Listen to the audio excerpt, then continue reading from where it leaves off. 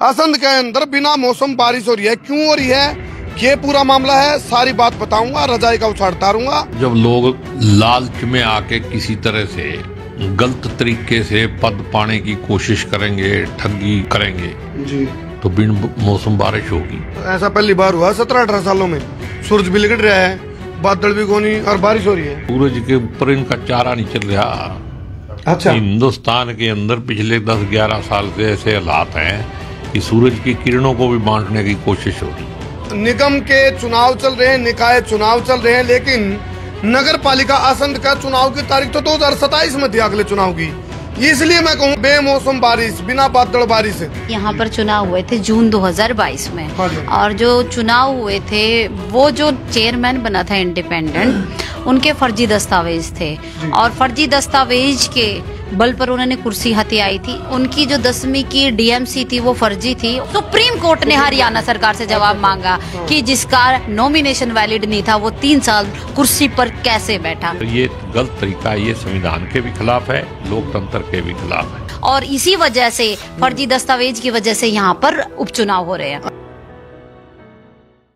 फिलहाल मैं असंध लाइव जुड़ गया हूँ और एक बहुत बड़ी ब्रेकिंग न्यूज है, वह यह है बिना मौसम आड़े बारिश हो रही है। एक बार दिखा दे भाई, बादला का नहीं मुंह कर दे कैमरा का, बादला का, सूरज का नहीं कर ले जाए, बादला का नहीं दिखा दे।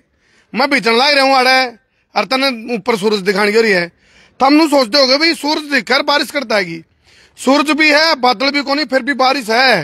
असंध के अंदर बिना मौसम बारिश हो रही है, क्यों हो रही है, ये पूरा मामला है, सारी बात बताऊंगा, रजाई का उछाड़ तारूंगा, ताकि तो हमने बेरा पड़ जाए भाई असंध में बिना बादल के, बिना मौसम के बेमौसमी बारिश क्यों हो रही है।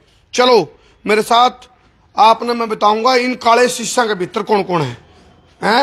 उर्लम है, उर्ला ने खोला, चलो उर्ला ने खोल देंगे। चलो आ जाओ सामने, कैमरामैन जल्दी से फोकस करो।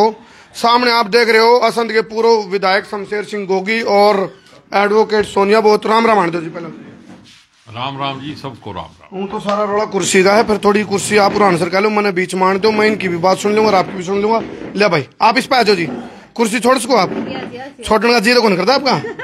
हाँ कुर्सी का है तो सारा। चलो जी विधायक जी, बिना मौसम बारिश होने लग रही है असंध में, क्या सिस्टम करवा दिया, क्यों कर बारिश होगी या क्या मामला बताओ जी। देखो, जब लोग लालच में आके किसी तरह से गलत तरीके से पद पाने की कोशिश करेंगे, ठगी करेंगे जी, तो बिन मौसम बारिश होगी। मतलब ऐसा पहली बार हुआ 17-18 सालों में। सूरज भी लिकट रहा है, बादल भी कोनी और बारिश हो रही है। पूरे तो लोग सूरज के ऊपर इनका चारा नहीं चल रहा। अच्छा, हिंदुस्तान के अंदर पिछले 10-11 साल से ऐसे हालात हैं कि सूरज की किरणों को भी बांटने की कोशिश हो रही है। चलो मैं बता दूं, निगम के चुनाव चल रहे हैं, निकाय चुनाव चल रहे हैं, लेकिन नगर पालिका असंध का चुनाव की तारीख तो 2027 में थी, अगले चुनाव की। इसलिए मैं कहूं बिना बेमौसम बारिश, बिना बादल बारिश, तो निकाय चुनाव आड़े, यानी कि पूरा हरियाणा में चुनाव चल रहे हैं, निकाय चुनाव, लेकिन जो बाई इलेक्शन है उस पर बहुत नजर होगी। तो फिलहाल एडवोकेट सोनिया बहुत मेरे साथ हैं और नुनू का रबला, किसने कड़ी बिगाड़ी, किसने टांग अड़ाई, तो शायद आड़ते इनकी वजह से इलेक्शन हो रहा हो। बताओ जी क्यों करके कहानी रची थी।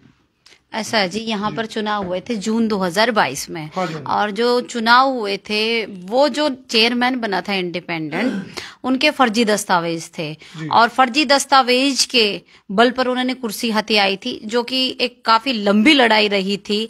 सुप्रीम कोर्ट तक लड़ी वो, सबसे पहले 10 महीने स्टेट इलेक्शन कमीशन, 1.5 साल हाई कोर्ट, उसके बाद रिव्यू पिटीशन, फिर वो डिसमिस कराई, फिर सुप्रीम कोर्ट में वो स्टे लेने के लिए पहुंचा, वहां केविट लगाई और वहां से उसको कोई राहत नहीं मिली, जिसमें की सरकार ही पार्टी बन गई। हरियाणा सरकार से जवाब मांगा है कि जिसका नॉमिनेशन वैलिड नहीं था वो 3 साल कुर्सी पर कैसे बैठा। चुनाव आयोग ने सवाल, ये सुप्रीम कोर्ट ने हरियाणा सरकार से जवाब मांगा और इसी वजह से फर्जी दस्तावेज की वजह से यहाँ पर जो है चुनाव हो रहे हैं, उपचुनाव हो रहे हैं। अच्छा, एक होता है बाल की खाल उतारना, ऐसी तो कोई बात नहीं थी भी बाल की खाल उतारने के लिए आप लोगों ने ऐसा कोई, या वास्तव में कहीं ना कहीं कागजी घोटाला था।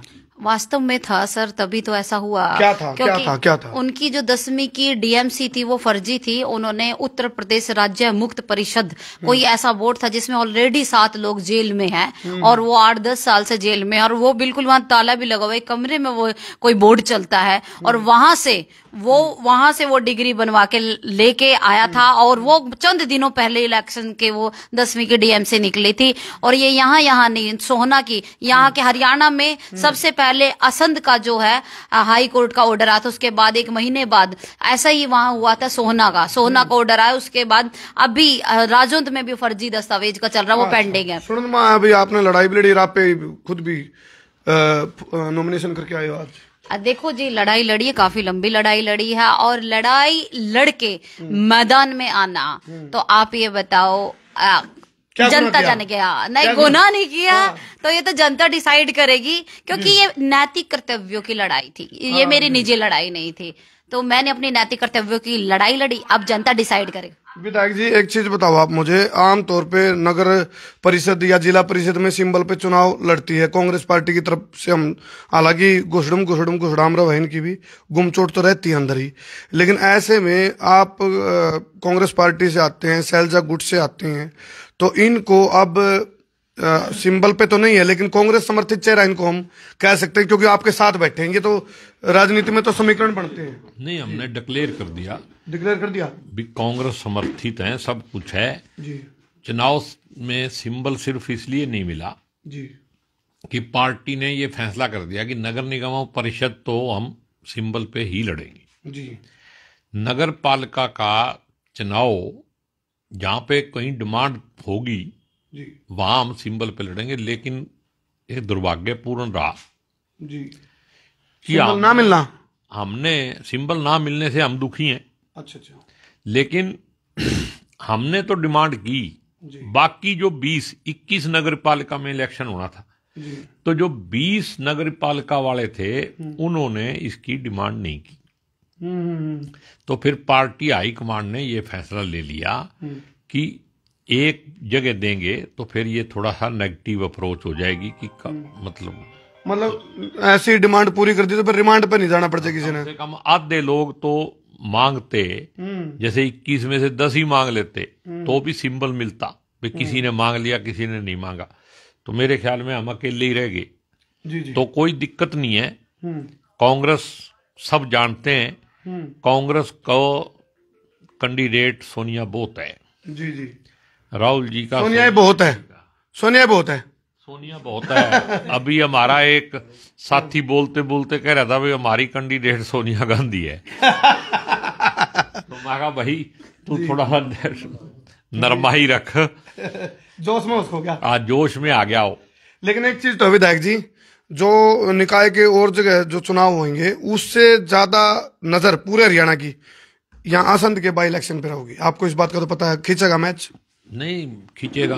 मेरा तो ऐसा विश्वास है कि अगर असंध की जनता जागरूक होगी और उसका अगर लोकतंत्र में विश्वास है और साथ साथ ईमानदारी में भी विश्वास है तो फिर ये कांग्रेस समर्थित कैंडिडेट सोनिया बहुत ही जीतेगी और भारी बहुमत से जीतेगी। कितनी वोटें हैं जी टोटल यहाँ उसकी? मेरे ख्याल में 23,000 वोट होगी। 22-23 के वो जो बीजेपी वाले जमा गुणा घटा भाग कर लिया आपने? नहीं, हमें जरूरत नहीं करने की, हम तो हम काम करते जट जफ्फे से। हाँ जी, अच्छा। तो जट जफ्फे से ही चला देंगे काम।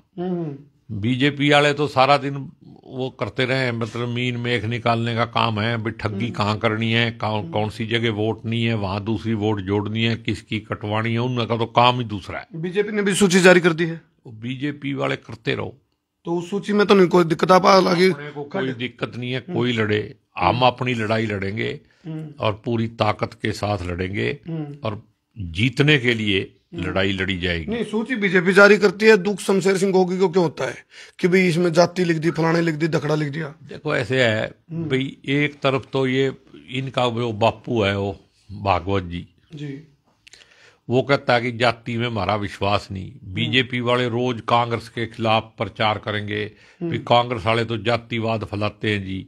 और इनकी लिस्ट देखो, इनको शर्म आनी चाहिए। लोकतंत्र की हत्या का इससे बड़ा कोई और तरीका नहीं है। फिर जाति लिख के वो भी म्यूनिसिपल कारपोरेशन के कैंडिडेट घोषित कर रहे, और कईयों में तो 2-2 जातियां लिख रखी हैं। अच्छा, अच्छा। अगर इंटरकास्ट मैरिज हो गई है तो सारी एक में लिख रखा है भी एक वर्मा है, वो बीसी है लेडी, उसका पति रोड है, फिर वो लेडी जो है वो वर्मा जो है बीसी, वो पंजाबी भी है। अच्छा, मतलब एकदम मतलब इतनी शर्मनाक बात है। अगर इंटरनेशनल लेवल पे ये लिस्ट पहुंचेगी जरूर, सोशल मीडिया पहुंचा देगा जी जी, तो लोगों को शर्म नहीं आएगी। तो क्या होना चाहिए आपके हिसाब से वहां? मैं तो कहता हूं भी जातिवाद फैलाने वाले लोग देशद्रोही हैं। वो राजनीति नहीं है, वो राजनीतिक नहीं है, जो स्वार्थ के लिए उनको सिर्फ और सिर्फ वोट चाहिए, उसके तरीका अपनाते हैं वो। और ये गलत तरीका है, ये संविधान के भी खिलाफ है, लोकतंत्र के भी खिलाफ है। एक व्यक्ति हैं अनिल विज, उन्होंने कहा पहले मैं बेंगलोर गया हुआ था, अब आया हूँ 2-3 दिन में, मैं नहाऊंगा ठंडे पानी से, फिर खाना खाऊंगा, आराम से चिंतन करूंगा, फिर बीजेपी ने जो चिट्ठी में मेरे से जवाब मांगा उसका जवाब दूंगा। क्या कहना है आपका उनके बारे में? देखो, जवाब तो शायद उन्होंने दे दिया है। मैं व्यक्तिगत तौर पे जितना अनिल विज को समझता हूं तो वो एक मेरे हिसाब से अच्छा आदमी है, कोई बुरा आदमी नहीं है। लेकिन अब वो उनकी अंदरूनी लड़ाई है। विज साहब को सीनियर आदमी है, वो क्या बनना चाहते थे, क्या नहीं बन पाए। बीजेपी वाले एक बार जब पहली बार हटे थे, जब फर्स्ट टाइम नायब सिंह सैनी जी मुख्यमंत्री बने, तो उन्होंने मेरे को एक बात कही थी, बोला भाई देख ले, पार्टी ने मेरे को मेरी औकात दिखा दी। अब उसका मतलब समझ लो, हाली भी हो कोई ना कोई दर्द जो है। आप इसी बात बताकर थोड़ी बहुत उनकी चलती होगी, वो और करवाओगे जी पहल। जो सच्चा आदमी है, सच्चे आदमी को तकलीफ तो सहनी पड़ेगी।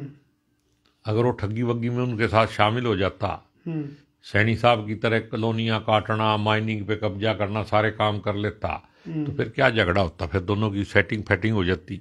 तो मेरे ख्याल में विज साहब की सेटिंग फैटिंग हुई नहीं, तो कहीं ना कहीं गड़बड़ होगी। आपकी टेलीफोन की बात होती है कभी उनसे? ना, मैं इस चक्करों में नहीं, बीजेपी वालों से। तो इस बात का कैसे पता चला फिर आपको? ये मेरे कमेटी में हम इकट्ठे थे तो मेरी बात हुई उनसे। अच्छा अच्छा, एक आधी बात आ जाए, फिल्टर हो गए, जज्बात निकल जाते हैं। वो अच्छा आदमी था तो मैं थोड़ा स्पष्ट कह देता था, इसीलिए उन्होंने मेरे को ना मतलब खुद ही कहा, कहता भाई देख ले, मेरी औकात दिखा दी, मैं अपने आप को क्या समझता था। एक चीज और उनका इशारा आया था कि भाई इन्होंने तो मीडिया तक चिट्ठी पहुंचा के मेरे से जवाब मांगा है, और मैं जो जवाब दे रहा हूं मैं पार्टी को भेज रहा हूं। इस बात में भी कहीं ना कहीं आप देखो, ये भी उन्होंने कटाक्ष किया है। अगर मेरा ऐसा मानना है, व्यक्तिगत तौर पे मैं समझता हूं कि अगर ये 2-4 दिन पार्टी ने उनकी चिट्ठी का जवाब नहीं दिया, कोई फैसला नहीं लिया, तो फिर वो लीक भी कर देंगे। क्या कर देंगे? वो लीक कर देगा चिट्ठी। अच्छा, चलो, ये पूर्व विधायक हैं संत के शमशेर सिंह गोगी, ये बहुत बड़ी बड़ी बातें कर रहे हैं, बहुत बड़ा दावा भी कर रहे हैं, और कुछ ऐसी भी बातें हैं जो बैठ के बातचीत के दौरान होती हैं। तो कहीं ना कहीं जो गुमचोट की बात मैं कराया करूं कांग्रेस में, वह गुमचोट बीजेपी में भी है। अब आप देखो जी, अब बारिश नहीं हो रही है यहाँ असंध में, मूसलाधार बारिश होगी। अब इलेक्शन, ये बाई इलेक्शन छोटा नहीं होता, ये बड़ा हो जाता है। तैयार हो इस मूसलाधार बारिश का सामना करने के लिए? बिल्कुल डेफिनेटली हम तैयार हैं, बिल्कुल तैयारी है, हमारी हर प्रकार से तैयारी है। और कांग्रेस के सभी कार्यकर्ता है, अब सबने अपनी कमर कस ली है, और हम बहुत ही मजबूती के साथ ये लड़ाई लड़ेंगे, और हम ये लड़ाई जीतेंगे वे। अच्छा, एक लड़ाई होती है विधायक की, एक होती है एमपी की, ये लड़ाई है क्षेत्रीय, मतलब बिल्कुल जो निकाय चुनाव की। इसमें पार्टी अलग रह जाती है या कुछ और अलग मुद्दे हो जाते हैं? देखिए, यहाँ पर जो स्थानीय लोग हैं ना, सबसे ज्यादा ये चीज देखते हैं कि हमारा जो रोज मिलने जुलने वाला और लोकल कौन है। अब हम बाहर की भीड़ दिखा दे और वो हमारे कभी दुख सुख में काम ना आए, तो ऐसी बाहर की भीड़ का लोगों को क्या करना है? लोगों को क्या होता है, छोटे छोटे काम होते हैं, पर्सनली होते हैं, कि हम उनके पास कभी भी दिन रात अपने दुख सुख में बुला सके, उनके जा सके। तो बाहर का जो प्रभाव जो दिखाया जाता है, तो ये प्रभाव लोग सब समझते हैं क्या हो रहा है और क्या चल रहा है और क्या होने जाएगा। लेकिन लोग समझदार हैं, लोगों को पता है कि हाँ, जिसने लड़ाई लड़ी, एक अपने कर्तव्य को निभाया, मौलिक जो मेरी ड्यूटी थी वो मैंने अपनी निभाई है, और लोगों को भी पता है कि एक्चुअल में जो राइट किसका बनता है। और कमाल की बात देखिए, जो फर्जी दस्तावेज था उसे अपनी गोद में बैठाया, हैरानगी की बात है, गोद में बिठाया, और उसको तो उन्होंने सेव किया। और फिर एक लड़की लड़ रही है, जो कैंडिडेट से सब भाग गए थे, 9 कैंडिडेट हारने वाले, एक एक छोड़ के मुझे चले गए और मुझे भी बल्कि डैमोरलाइज किया गया कि आप भी पीछे हट जाओ, कुछ नहीं होने वाला है, ये है सरकार की गोद में बैठ गया। मैं उस चीज पे नहीं जाऊंगी, पर मैं सरकार से एक बात जरूर कहना चाहूंगी, अगर ऐसे फर्जी लोगों को आप गोद में बैठाएंगे तो जनता कब तक और कितना विश्वास करेगी। ट्रैफिक पुलिस का जो रडार होता है ना, 2.5 किलोमीटर की ड्यूरेशन तक गाड़ी का नंबर कैच कर लेता है, वो बता देता भाई यार गाड़ी ओवर स्पीड में थी। तो बीजेपी का जो रडार है वो 250 किलोमीटर तक का है, आप तो बच नहीं पाओगे। रडार पे आप भी हो गए यहाँ, ऐसी बात तो नहीं। आप जब पता है आपने कोर्ट में लड़ाई लड़ी है जाके, तो इस चुनौती के बीच में कैसे आप उम्मीद लगाए बैठे हो कि भाई आप आराम से जीत जाओगे, बन जाओगे? देखो, जनता ने डिसाइड करना है। मिजाइल का काम कर, हाँ जी, ये सोनिया गांधी जो है ना, एंटी मिजाइल का काम करेगी। ये सोनिया गांधी या वो सोनिया गांधी? यही सोनिया बहुत, ये गांधी बना दीजिए वो बस। ये तो अब हमारे को तो सोनिया गांधी का ही नाम याद रहता है। हमारे पास ये नई सोनिया। एक बात है विधायक जी, आप भी चलाक हो, वोट पक्की करो, सीधा सोनिया गांधी कंधे। सोनिया गांधी के भाई हमारी पार्टी की हो सबसे सीनियर, सबसे मतलब वरिष्ठ नेता है। एक बात है, या तो मेरे स्ट्रेटजी समझ में आई थी आप लोगों की। हाथ ध्यान तो आपने सोनिया गांधी है कहूंगा भी, कोई भी आसपास के मैं सोनिया गांधी खड़ी है, कुछ वोट तो नहीं पक्की हो जाएंगी। सोनिया गांधी की बच्ची है जी। उसकी पार्टी की कार्यकर्ता है, तो सोनिया गांधी में इसमें क्या फर्क है? पार्टी का अध्यक्ष भी वही और कार्यकर्ता भी वही। क्या लगता है जी, 23,000 वोट हैं, ऊपर क्या जाएंगे? बिल्कुल आएगी डेफिनेटली। मेरा तो लोगों से हाथ जोड़, ऊपर क्या जाएंगी? नहीं, मैंने कहा मैं 23,000 वोट है, मैं ऊपर क्या जाएंगी? सारी आएंगी, A to Z आएगी, बिल्कुल ग्राउंड लेवल से उठ के आएगी। और मेरा सभी से हाथ जोड़कर यही रिक्वेस्ट है, ये देखना कि हकीकत में कौन आपके हकों के लिए लड़ सकता है, खड़ा हो सकता है, और अपनी वोट का जो इस्तेमाल है वो बड़े सोच समझ कर करे। और भाजपा के सभी कार्यकर्ता है, जो भी भाजपा के लीडर है, उनसे भी मेरा हाथ जोड़ के रिक्वेस्ट है, अपनी अंतरात्मा की आवाज सुन के वोट करना, क्योंकि आपको भी पता है वोट का राइट किसका है और वोट किसको देनी है, लड़ाई किसने लड़ी है। आपने फर्जी इंसान को गोद में बिठाया और एक बेटी लड़ रही है, तो मेरा आप लोगों से भी, आप भी वोट अपनी सोच समझ के दीजिएगा। और राजनीति में थोड़े स्टाइल चेंज हो गए, आपके जो वोटर उससे वोट मांगने की जरूरत नहीं आपको। नहीं, जो दूसरी पार्टी के वोटर उससे क्या कहना चाहोगे? उनसे भी मांगेंगे, क्यों नहीं मांगेंगे? राइट है, मेरा राइट है। मैंने समस्त जनता से भी वोट मांग रही हूँ, मैं अपनी कांग्रेस पार्टी के सभी कार्यकर्ता, और उनसे भी मांगूंगी, क्योंकि लड़ाई लड़ी है। जी। जिसकी अंतरात्मा मर जाती वही बीजेपी में जाता है, वरना जिसकी आत्मा जिंदा वो बीजेपी आरएसएस में जाता ही नहीं। इसलिए हम तो देश के नागरिकों से अपील करते हैं कि अगर आप अपने नागरिक के अधिकार सुरक्षित रखना चाहते हो, लोकतंत्र को बचाना चाहते हो, संविधान को बचाना चाहते हो, तो कांग्रेस पार्टी की प्रत्याशी को वोट देकर जिताओ और इस देश को बचाओ। चुनाव चिन्ह कब आएगा? चुनाव चिन्ह 19 को आएगा सर। और वोटिंग का क्या कुछ? 2 मार्च 2 मार्च को वोटिंग। चलो भाई, क्रांतिकारी महीना मार्च का हूँ भी। बाकी एक है बात, अब या जो बेमौसमी बारिश की मैंने बात कही थी, वह यह है क्योंकि आ रहा है बाई इलेक्शन, निकाय का, नगर पालिका का बाई इलेक्शन है।